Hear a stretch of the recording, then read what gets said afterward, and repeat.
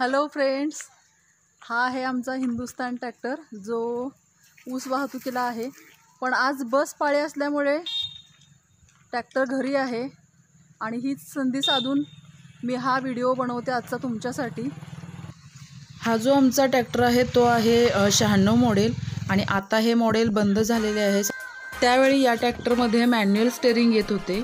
आता आधुनिकीकरणाच्या ओघामध्ये बरेच tractor power steering आलेले आहेत, पण याला पॉवर स्टेअरिंग नाही आहे आणि म्हणून ड्रायव्हर सध्या मिळेना झाले त्या ट्रॅक्टरवर आणि म्हणून आम्ही या ट्रॅक्टरला पॉवर स्टेअरिंग करण्याचा निर्णय घेतला। जर या ट्रॅक्टरला आपण पॉवर स्टेअरिंग करून वापरला तर ऊस वाहतूक करणाऱ्या शेतकऱ्यांसाठी हा ट्रॅक्टर म्हणजे एक वरदानच ठरेल।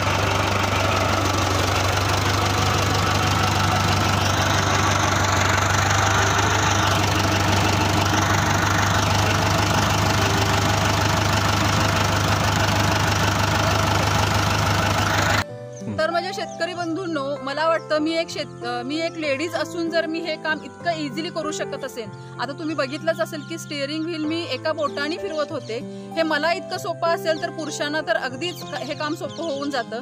आणि मला वाटतं पॉवर स्टीअरिंग जर आपण हिंदुस्थानला करून घेतलं तर इथून पुढे आपल्या रोडवर पुन्हा एकदा हिंदुस्थानची चलती आपल्याला दिसून येईल। तर मित्रांनो, पॉवर स्टीअरिंगचे हे काम करत असताना आमचे टेक्निशियन जे हिंदुस्थानचे स्पेशालिस्ट असे आहेत, संजय सुतार यांचे खूप मोठे मोलाचे असे सहकार्य लाभले।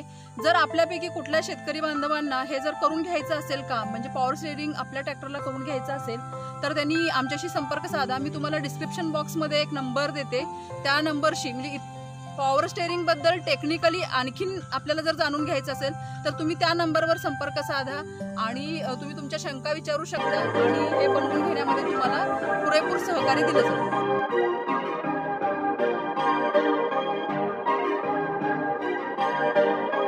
Perfect.